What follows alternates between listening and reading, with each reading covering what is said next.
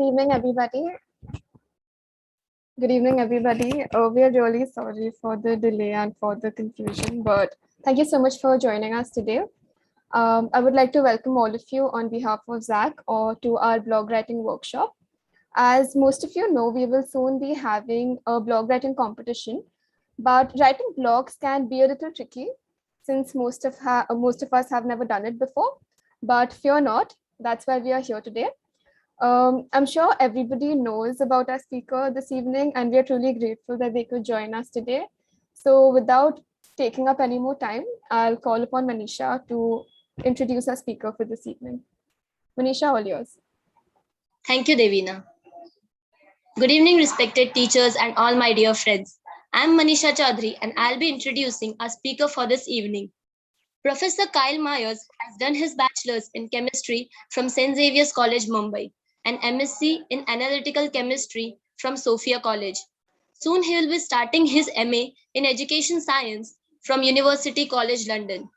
Currently, Kyle Sir is an assistant professor in the Department of Chemistry at St. Xavier's College, Mumbai. And Sir is an Apple certified teacher as well. He is also a freelance blog developer. His blog is called Applied Chemistry and Neuroscience, which regularly publishes articles written by students. Sir has a deep passion for teaching and learning. His close association with the students and the course reinforces why he is the best suited person to introduce us to the blog writing. It is my honor to introduce this illustrious speaker to you all. Please join me in welcoming our speaker for this evening. The floor is all yours, sir. Thank you so much, Manisha, for that kind introduction. Very detailed one. But anyways, so now I'll just start sharing the presentation and let's get down to starting with blog writing. Now, as many of us have, thought about it at times or maybe figured out, I want to start writing, but we are all under the question of what to write, how to write. We also hear of a lot of people saying we can make money out of blogs, and how does it work through? So there are so many aspects to discuss about blogs, but here we are today just to discuss one key aspect, and that is how should we write, what can we write, and what should we think while writing. That becomes the most important thing in blog writing.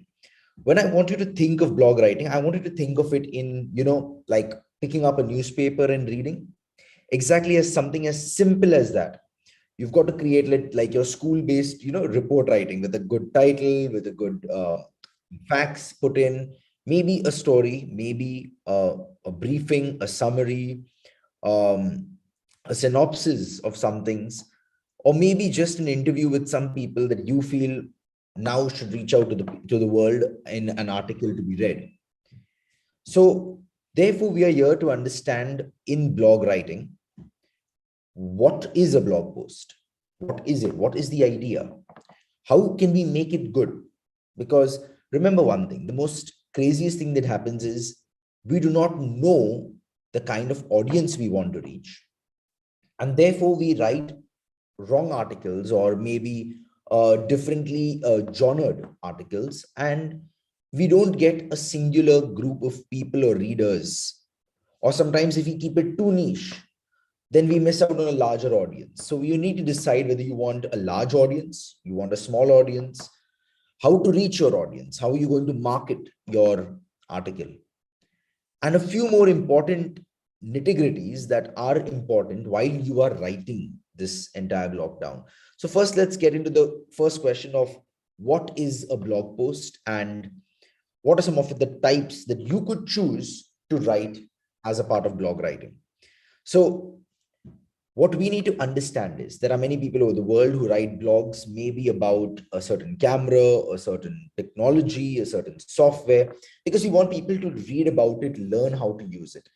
And here, all of us who are there, science background people, maybe people of different other backgrounds and learning areas, you could always connect with the topic, but you need to understand who is going to hear you, who's going to read you, who's going to, spend more time in, reading your article.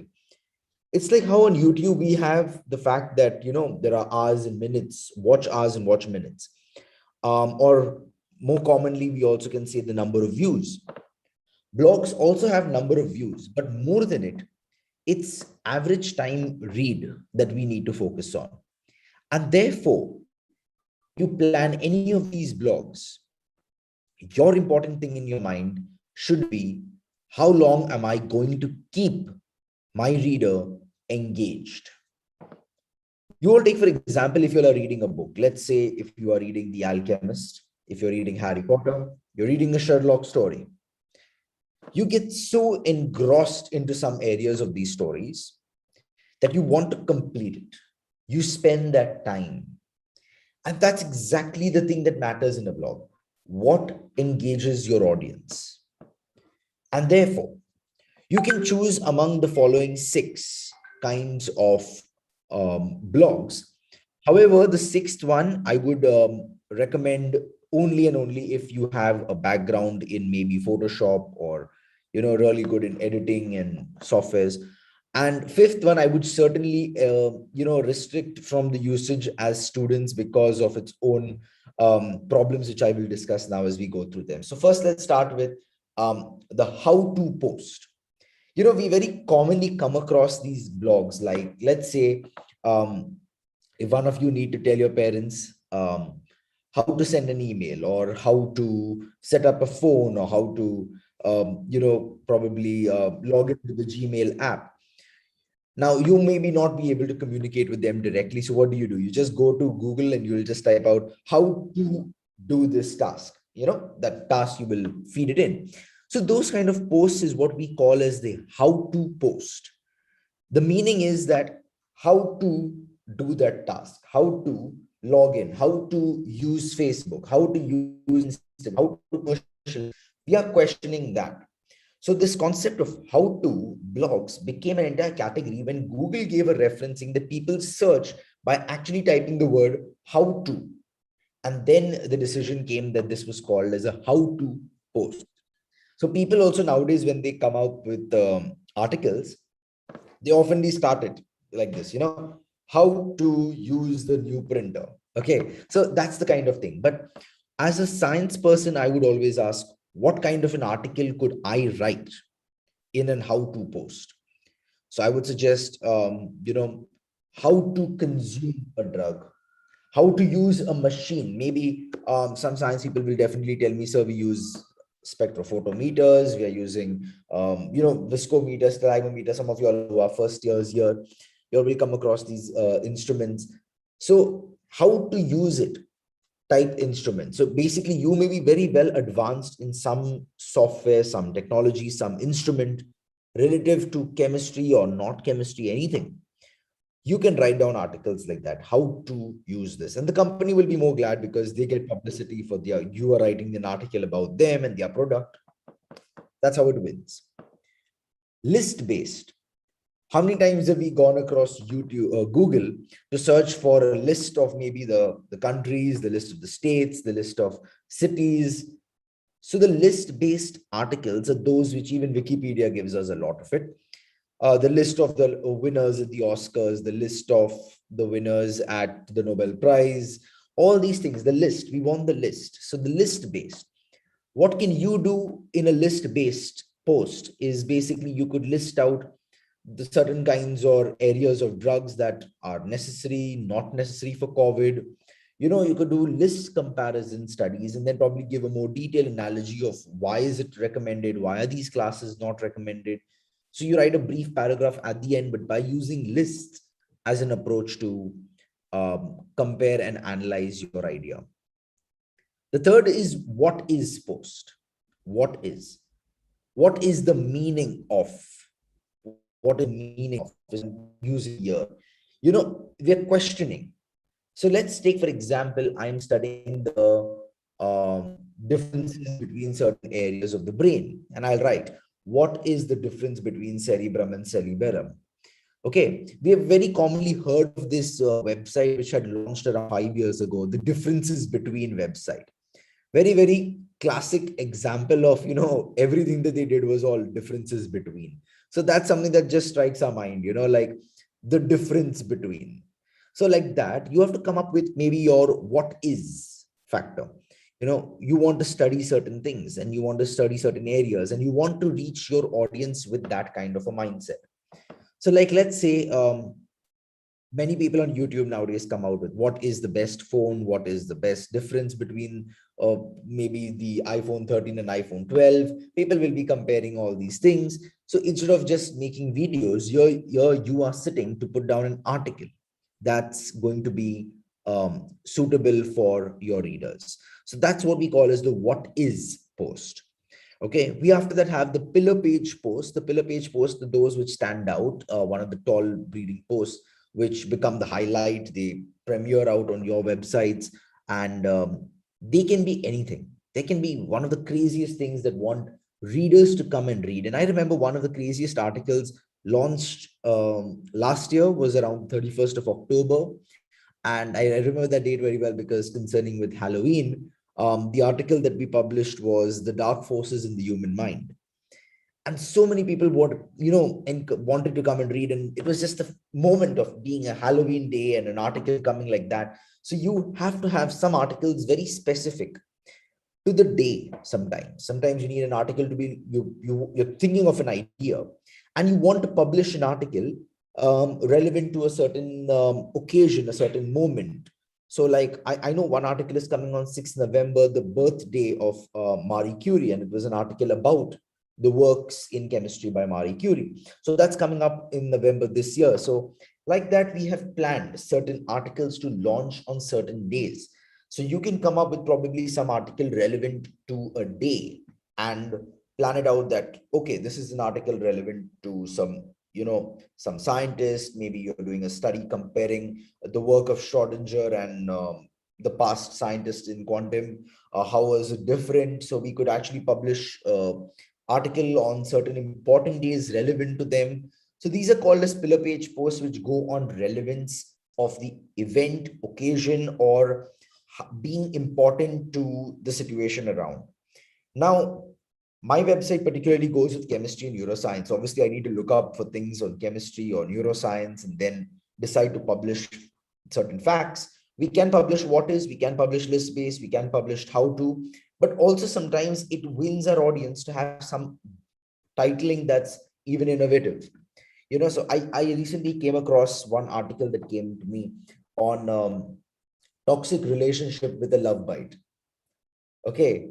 Now, you see the ideas. There are so many things that one can think of, but it was about binge eating. So we are catching audiences by turning upon the title and getting them to, want to read just by the, a different title. And then they come, they spend time and they learn something. And the relevance has to be to the situation and the event. Another big article that went across from our website last year was the Get Fit era of 2020, when a lot of people after the lockdown started and people were at home and started doing workouts and wanted to get fit.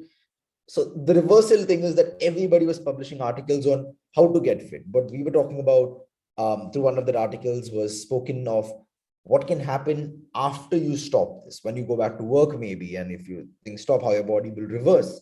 You need to get that awareness, and that became one of our leading and our topmost articles. So you need to create that kind of a concept and think, how can this article reach a top level read? Maybe not just about reaching out to audiences, but actually wanting people across the globe to want to come and read it. And I'm glad that my website has been able to touch upon more than 20 countries at a given time right now. And there are a lot of viewers from all over the world who come and read articles, who have become members with the website so that they get live updates whenever we post any new article coming up.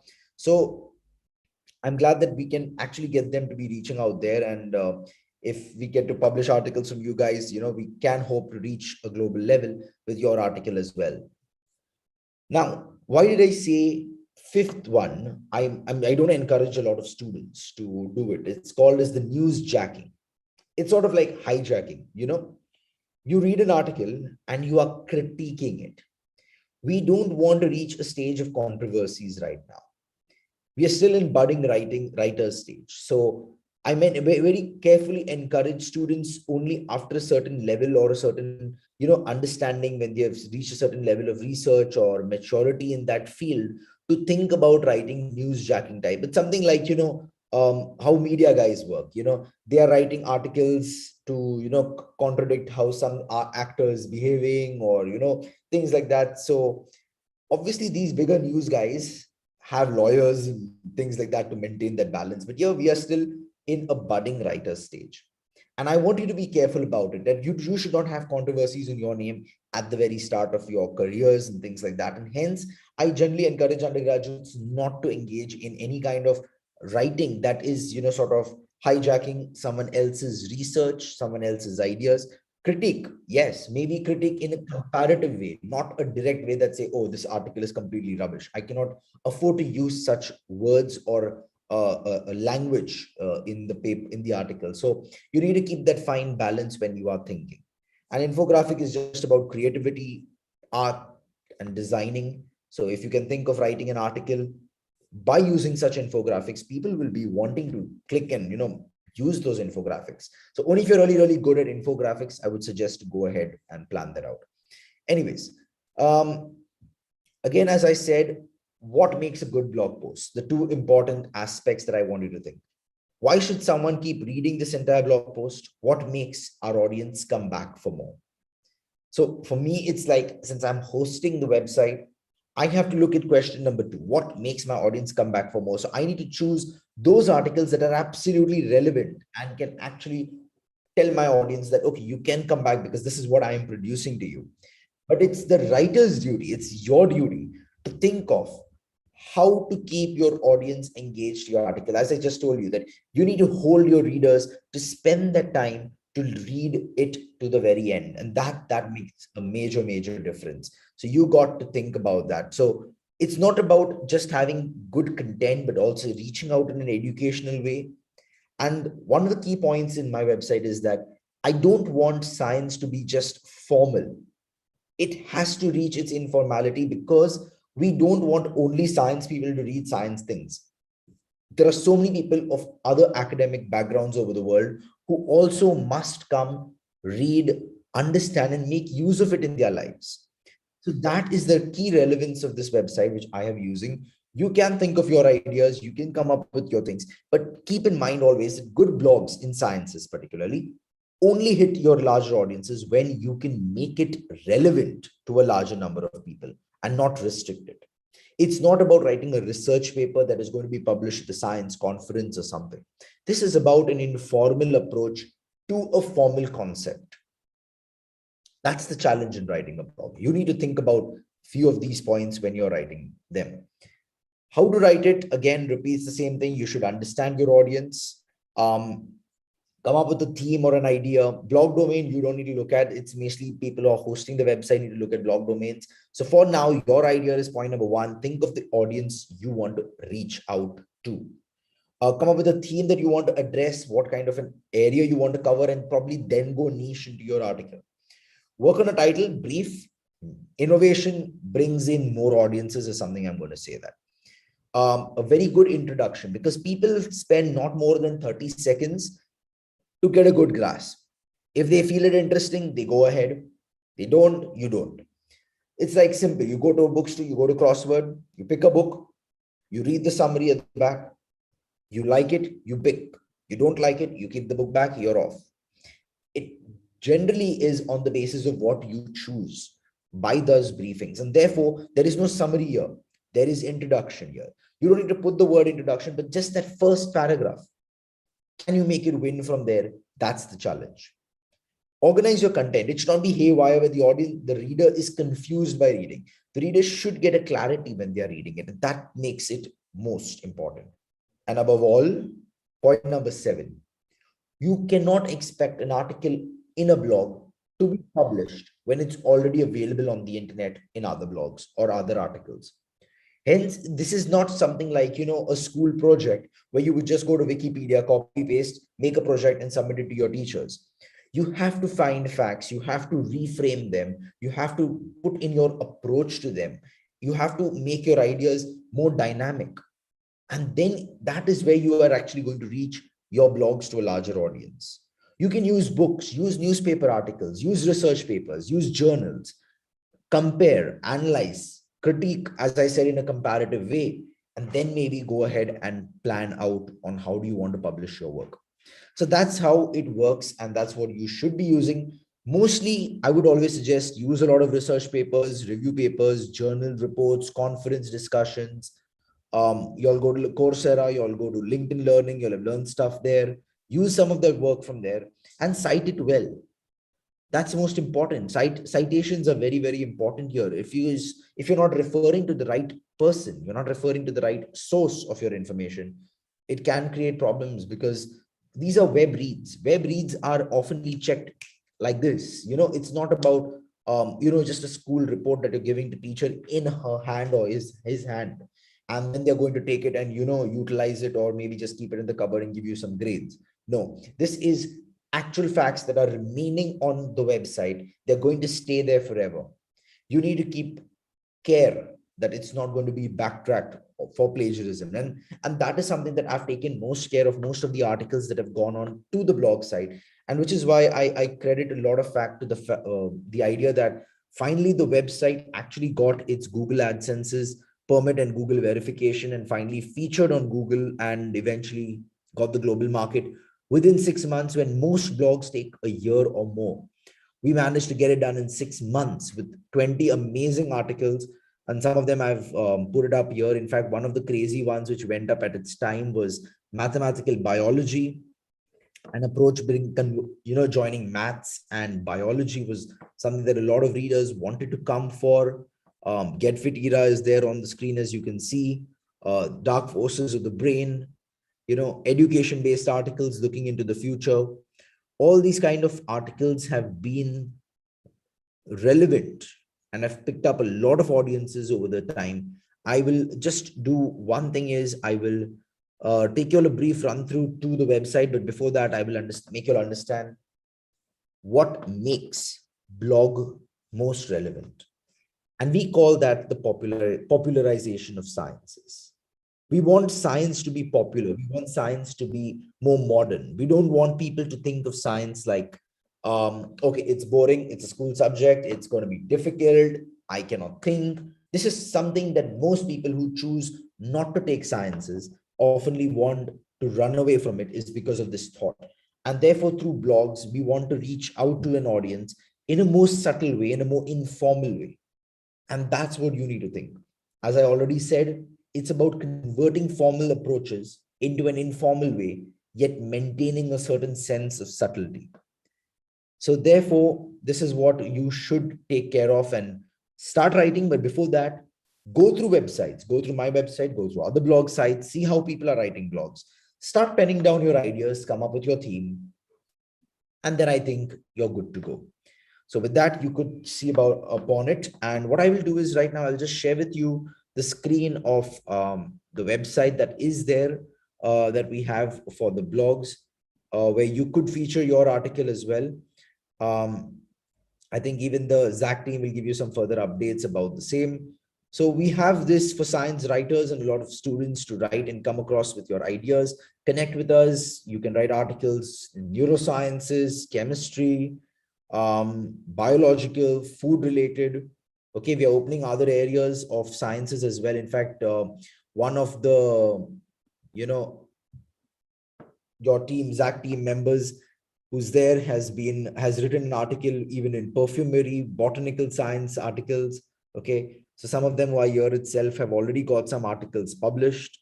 So you can look upon the website. I'll just put the link on the chat, so you all could also click on it at home sometime and start planning for the same. So yeah, this is something that I have, and go through the articles. It will give you a perspective of this. But again, another important thing that I want to take you through is, let me say, I'll take you through some article, something nice. Yeah, let's see, mathematical biology we can take. Yeah, let's just open. A very, very important thing to keep in mind is your read time. 3 to 8 minutes is found to be a very good averaged read time. This was one such very wonderful article that even at 7 minutes got more than 800 views in matter of a week, as far as I remember. And remember one thing, in sciences, it's not something like a news article or a fashion article that would cross thousands in short span. These are science stuff. They take their own time. So the mathematical biology was one such, which was a 7-minute long article, but I've got successes with many articles that are around 3 to 5 minutes because these are short reads. So people, when they read them, brief, quick, we move up, like I just want to read on the go, I don't know, many of these apps nowadays are putting shorts, I think it is that way, some news, they write it in very, very brief approaches. So people just get a gist of the news instead of reading them in full detailed sense in maybe the other newspapers that are at home. But if you just want it in short, something to read, that's what people love today. And exactly, it's not about the shortness, but it's also about the short and impactful nature of your blog article. And that's something that you should take care of and think about it when you are planning to write your article. So that's all from my end. Over to the XAC members, if they would want to put off something. Thank you so much, sir. It was a really insightful talk. Now, for the most awaited blog competition, we are organizing a blog competition. Of course, what is it going to be about? Chemical sciences, quite certainly. But when I say chemical sciences, I don't necessarily mean mind-boggling structures or 4-line names for a drug which maybe cures common cold. Chemistry is all around us. The coffee you drink, the sugar you put in it, the pen you write, that's a chemical. Again, the device you're using, the microprocessor in it, is again a very good example of solid state and quantum chemistry. It's all around us. You just need to have a look. Now, if you're a math, stat, or IT student, you can go about studying about computational chemistry. Now, that's a really new thing and it's going out big. If you are, let's say, a commerce or economics student, you can go about exploring chemical economics. You'll have a better understanding in there and write about the chemical industry. If you're someone from the humanities, you can explore the domain of chemical warfare and the legalities about the same. There are many domains. You just need to look about it. And as far as for the science students, those who do not have chemistry as a subject, come on, guys, you study chemistry all the time. We welcome you to write a blog for Xavier's Association of Chemistry. Now, but there are certain number of rules that you need to keep in mind. The word limit is 750 to 800 words. Of course, you can have 5 to 10% plus minus, but that will be about it. The best blogs will be published on the XAC's official website. Before submitting, you need to keep certain things in mind.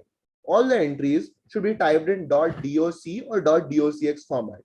That mostly means use Microsoft Word or Google Docs. The font should be Times New Roman. The font size should be 12 and justify alignment. As Kyle sir mentioned, citations are very important because if you're not citing a source, then you're claiming that you are the author of that source, which of course you are not. And you can be sued for it later. And you, of course, do not want to get into legal trouble. Do you guys know what is APA citations? Devina, if you could, yeah. Please answer.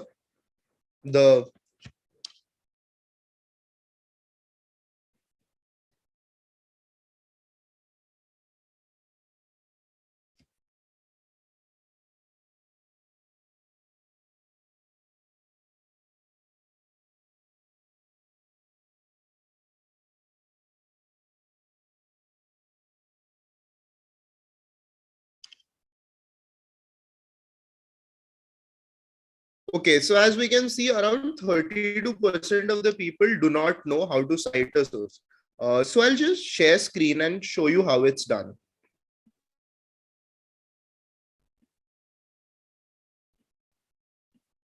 Now, I like to use this site called Scribber. So you can check the link over here. It's scribber.com. Samson, you're not sharing it. I'm sharing screen? Yeah, now you are. Okay. So I like to use the site called Scribber. So you can cite websites, journal article, books, reports, images, anything. So let's say we want to cite a research paper.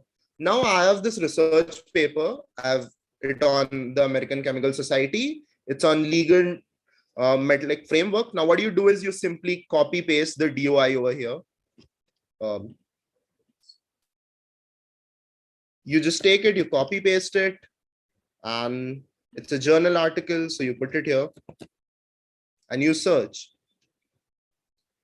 Now you can see it here. You just click it. All the information is down here. If there is some information lacking, which the website could not extract, you can fill it yourself. Just make sure it's authentic.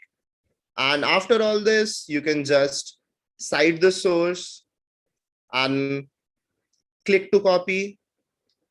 I'll stop sharing my screen. I'll put it up on the open chat. This is the APA format of citation. Understood? If everyone got it, please show a thumbs up sign. You can use the reactions and show a thumbs up if you got it.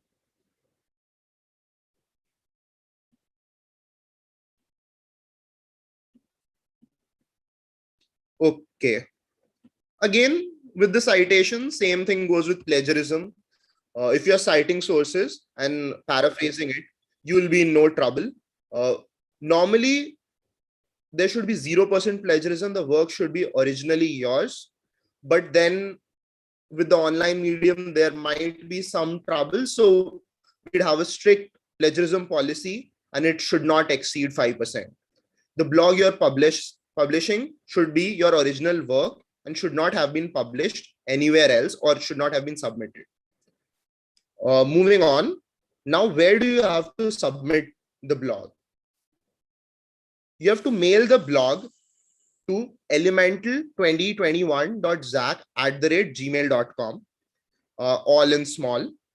The subject of the email should be name, capitalized. For the subject, everything is to be capitalized, name _ surname _ blog. This blog needs to be submitted before 31st of October 2021, 11:59 p.m. I wish all of you good luck, and I hope that we'll be getting a lot of articles from your side. The email is in the link. You can copy paste it, or the recording will be on YouTube, so you can get it from there as well. Now, if you have any doubts, we'll be opening the portal for questions. You can ask questions both about the talk that Kyle sir gave and about the competition as well. For the questions, we expect you to raise your hand, after which we will ask you to unmute, and you can unmute and ask your questions. Or if you are unable to do so from your side, you can put it on a personal message to me and I'll read it out and we can take your questions. So the floor is now open for questions.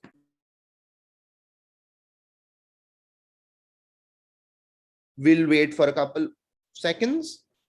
Meanwhile, people can type their questions in the chat, or if they want to raise hand, they can go ahead. Okay, Yagnit, please unmute and ask your question.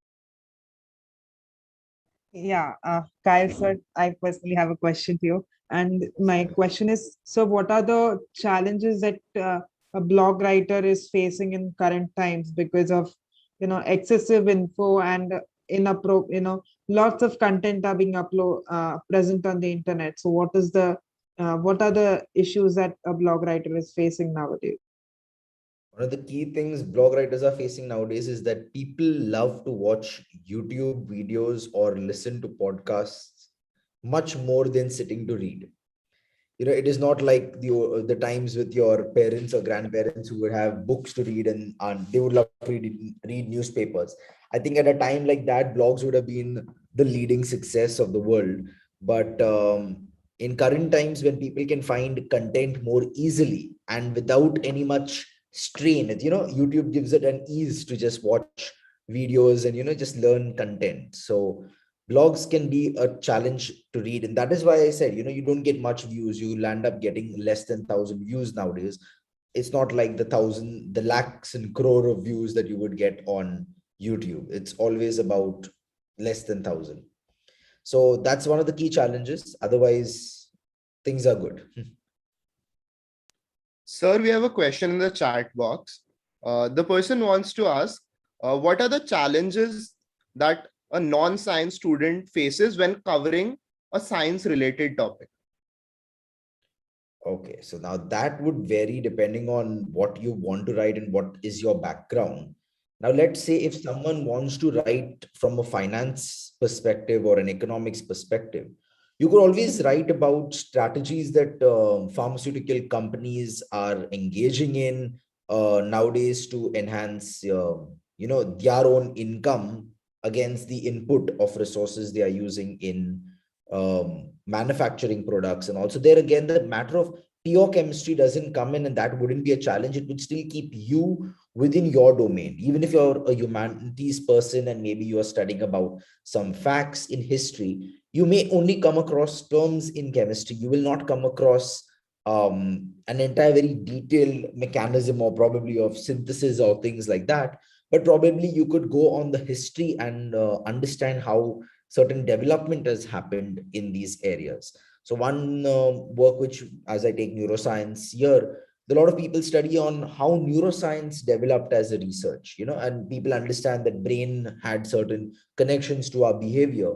And this was done when accidents happened. And if I write a blog about it, of the various accidents that have happened over the years and how people have utilized those accidents to understand which areas of the brain work differently, it actually makes a wonderful article, but you're not focusing on the core sciences. So you can yet be able to keep yourself off the key chemistry terms, but cover up something important for chemistry as a different dimension, a different perspective that maybe pure chemists like all of us would be missing out on. Okay, I hope that answered the question. The next question we have, how can we join this club?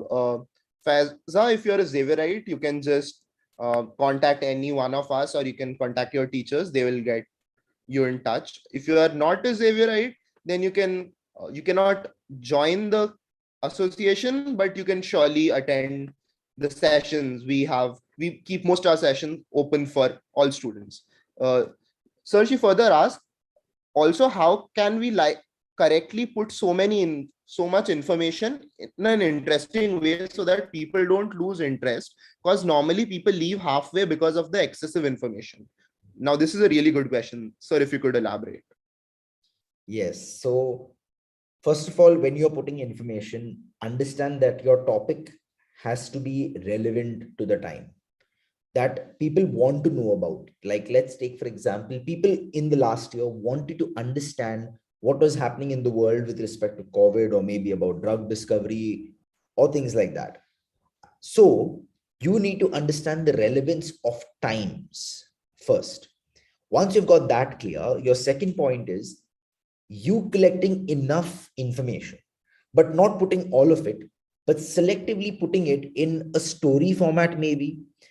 Maybe I tell some of my students, conduct interviews with people and write down their personal approaches. So people would connect with it or be engaged to hear or read about what people are facing, what people are feeling. Let's say I'm talking about someone who's facing maybe depression. And if I communicate with some or come out of depression, I talk to that person, I interview the person. So we are bringing real facts to people, and people like good facts. So if you're just going to put it down that this is what happens chemically, or this is what happens biochemistry, just info, they'll die down. Bring in, like, this is what the person faced, and why could the person be facing so and so criterias, is because these are some of the changes that may be happening. These are some kind of reactions. So you're maintaining a balance between formality and informality at the same time. And maybe not too many interviews or too much of surveying, because that will cross your 800 words as per the given criteria right now. So you need to keep that balance, that I may be just taking 2 or 3 brief stories and then explaining my concept from the story. So yes, that's a way you can keep your audience engaged. That was a really nice tip, sir. I hope, Faiza, you'll keep that in mind. Sir, Ansh has a question that he is planning on starting a funny blog on reacting on movies, incident, and just general stuff, like a one-sided monologue. Is there any specific way he could go about it to find a target audience Like, how should he just begin it? He is planning to start a blog. So once you start it is, like how to start it, you can use so many platforms to put it out. And, I wouldn't be able to comment on the key aspects, but it's how you can, think of a movie and, be able to make in your study about it and their fun aspects. But what I would definitely say is that when you are trying to market it out, that makes the most important difference, that connect with your Google SEOs very, very specifically. The SEOs are the search engines of Google that you need to be, have important tags highlighted on the domain so that your website is found easily. Even if someone types the word funny things, it should pop up. It should just be a pop up, even if they want to see it or they don't want to see it. It should just be a good pop up. And that's done by Google SEOs, which makes a difference because you need to choose the tags you are going to put in. You can just put in some words. So think of what people could be searching that could match the relativities of your idea. So that is first thing. Once you got that done, your audiences obviously come. Keep a page of memberships so that people could join, keep being members. So whenever you post an article, you can use platforms like wix.com and WordPress and stuff like that, and they auto generate emails to people, oh, there's a new article come, there's something new come, so they get pop-ups. It's sort of like your YouTube notifications. And there you click a bell icon, here you are joining with a membership. So once that is done, things are better. You can get your audience repetitively coming to see your work. It takes time is one thing I will definitely say. It's not going to happen overnight. None of these YouTube channels or blogs have ever received the level or views or finances within a year or two. It sometimes can take even up to 5 years and more. Ansh, I hope that answers your question. So we have the next question. Aman asks, why are we even writing blogs? Why can't we just make YouTube videos which will have much more reach and which are easier to understand? Right now, content creation is on its top. Yes, exactly. Content creation is on its top, but there is so much of YouTube content. How many times are you going to keep, like almost everyone over the world is making YouTube videos today, almost everyone. And the proportion of readers is falling, but there are still people across this world who love reading. I would not say that we have a large audience. I would say around 5 to 10% of the world would be good readers. Another 20-25% would be only for audio systems, and the rest would want to go for just YouTube or Khan Academy type content. But there is so many people making so much that the choice becomes difficult. Number one. Number two is that when you see a YouTube video, it has been made at a certain time quite far, maybe a year ago, maybe 2 years ago, maybe 3 years ago. Do you know if that video has been updated with its information? Because remember, video creation involves time. It involves creative content. It involves designers. It involves infographics. It involves so much more than just sitting down and putting out an article. So you could always, in an article, in a blog, go and modify certain things much more easily than to actually go on to videos. What will happen in another 10 years, I look at it is that either people will keep creating more and more videos, the old videos will lose out. Hence, if you have a video channel today, maybe after a few years or months, it may be moving out. People don't want to watch that content. You need to keep growing. You need to keep it active. Can you engage that? Good. If you cannot, it dies down. So what will happen eventually is that we could reach a point in videos that saturate up. People cannot make beyond, or the content that's available is far behind of the time relevant for the work being done in the world. So at such a time, people will then again retort to blogs and read articles. It'll go back to reading at a certain point of time. So with that hope, I think we should keep blog writing active and move ahead. But it's not going to eliminate it. YouTube is easy, but blogs can remain easy in the long term. That's what I would put. I hope that answers your question, Aman. Devina, can we take more questions? It's already 7. I think just one more and then we'll have to stop. Okay, I'll take one more question. Sir, Christina asks, there are so many websites to post your blog. Which is the best website to post it for beginners so that we get the maximum number of views? Okay, now, first of all, if you go to blog sites that are already there, okay, many would ask you to pay, many may ask, give it to you for free, less number of views, variability is there. It depends on what area are you writing in, and is that, article strong enough for them to be taking it up. That's some of the important things. Otherwise, you can go on and create your own blog site by joining Wix or WordPress and things like that. And here we have got Xavier's, the XAC team, who's got their own website today, and they are all encouraging students to publish. So I think why go looking around much right now when you've got a ready hand already to go about with things.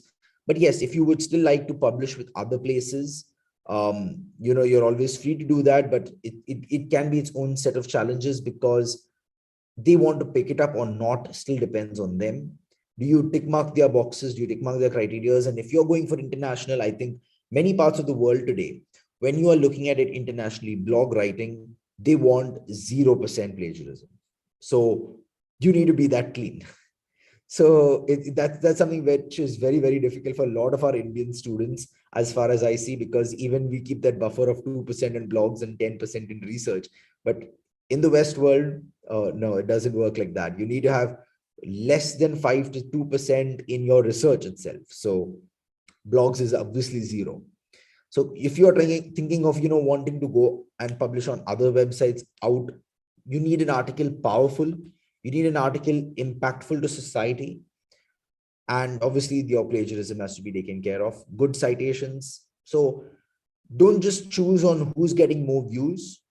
You make your article get more views, but they should want to choose your article. That makes a difference.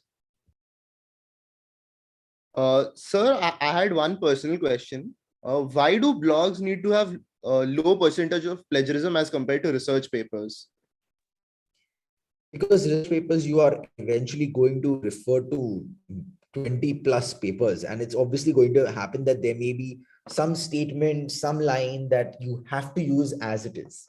Whereas in a blog, you're anyways writing something that's very, very small. You're not writing, 20 plus pages type research papers.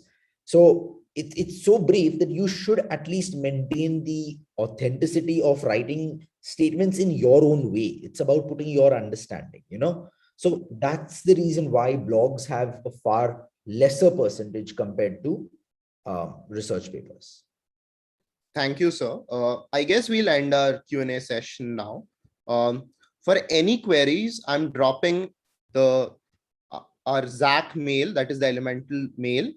Anyone who has any further doubts can contact us and we can get in touch with you. It's on the chat box. Now I would like to hand over to Mimansa for the vote of thanks. Over to you, Mimansa. Thank you, Santan. On behalf of the whole team, I would like to thank Kyle sir for this great, informative and vibrant session. And I'm quite sure people present here are now inspired to write a blog post and now have an idea where to start from. All thanks to you, Kyle sir. Also, a big thanks to all the participants. Hope you were able to take away something from this session. And yes, don't forget to register yourself and even your friends for blog writing competition. For the upcoming events, stay tuned on social media pages. That's it from our side. Thank you once again for joining us today. Thank you so much. Thank you.